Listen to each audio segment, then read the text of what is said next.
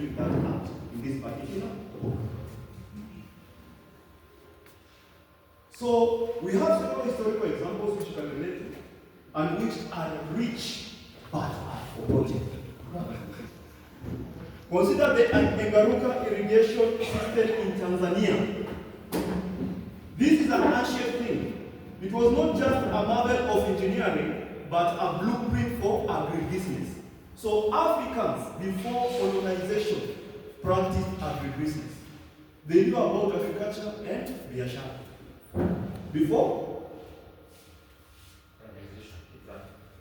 pre-colonial. Before colonization, we used to have those other areas or those other countries who could use bonds. The Ishango bonds. And they could use bonds to do mathematical calculations. They could use bonds to do accounting. They could use bonds to do record keeping. Before bonds. Africa. We are intelligent. Thanks to the author. In North Africa, for example, temples or even churches in Kemet, this should be somewhere in Egypt, they function as banks, investment hubs, and logistic centers. Churches. But I don't know how Jesus felt or would feel if he converted a church into an investment bank, maybe during the week. Remember the story in the Bible? During the week, you convert a temple into an investment hub or a bank to generate income for the church and the community at large. So that's why I'm saying what I'm saying. I don't know how Jesus will feel like right now. My response would be, yes, even the contexts, the church contexts that we use, the way we build a church, build a hall, and wait for somebody to come for worship. Well, there are thousands of children who do not have shelter to run into. And we are saying we have preserved that for God. Exactly. I think that is unacceptable. True. I agree with you 100%. Yes, if you put it like you have a structure away from the church and within the compound, that is acceptable. But in Egypt, they were doing it inside the church.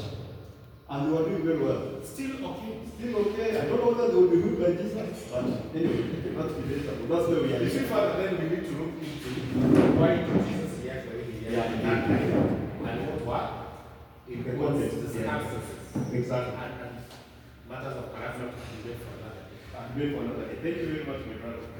Now, in North Africa, women traded in cosmetics, in textiles, and even maritime ventures, taking advantage of the Mediterranean Sea. That is before, or rather pre-colonization, before the colonization came. In South and West Africa, people could build homesteads, circular homesteads, and they could manage livestock. They could have with a rotation and a precision and a care for those particular livestock. They did not do that for survival purposes, but as an economic strategy. Having a homestead circular, you secure your livestock. As an economic strategy, Africans used that without the influence of the whites. These were not primitive practices for information. They were economic blueprints grounded in efficiency, ethics, and endurance. So the big question today is, based on this book written by our author, how did we forget? How did a continent of such enterprise come to doubt itself? How did we move from building systems to borrowing solutions from the West? Because that is where we are. As Africans right now, there's nothing we can do until we ask for solutions from outside. We have our own history and culture, which we should go back to, borrow from it, and make our own decisions, come up with our own solutions without relying on the West. And I'm glad I'm speaking on the bishop as that, because I don't know how we have felt. It's part of them. Right? So this book confronts that amnesia of how we forgot ourselves. It does not ask us to glamorize the past. It calls us to learn from it. to extract from it the principles, the patterns, and the values that can shape modern entrepreneurship, modern finance, and modern innovation. These should be African-led, and they should be globally relevant.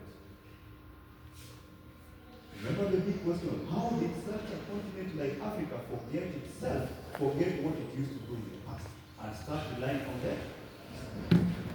So what this book offers, Father Isaac and the others, these are blueprints for educators who are seated here, we have teachers here, policy makers who are also seated here, entrepreneurs who are with us here, and financiers alike.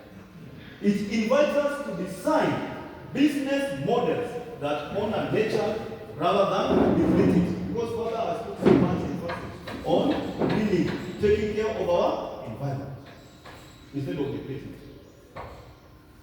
This book invites us to design financial systems that prioritize equity and ethics. It invites us to come up with innovation hubs that are grounded in culture and scaled with purpose. It is a call to Africanize green growth, to decolonize economic thought, and to restore dignity in enterprise. Right now, as we speak, most of the African countries are under pressure because the economies are not doing very well. They need funding in form of loans, and those loans, like I said, they come with conditions that you must, for example, adopt this thing called LGBTQ, allowing people to get into such areas of lesbianism and gayism so that they can find and fulfill. Those such things are not rooted in our culture. They are not rooted in our culture. But unfortunately, most of the African countries are put under pressure. They impose such things so that they can get funding. Talk about it. So call for action. Call to action. What is the work ahead now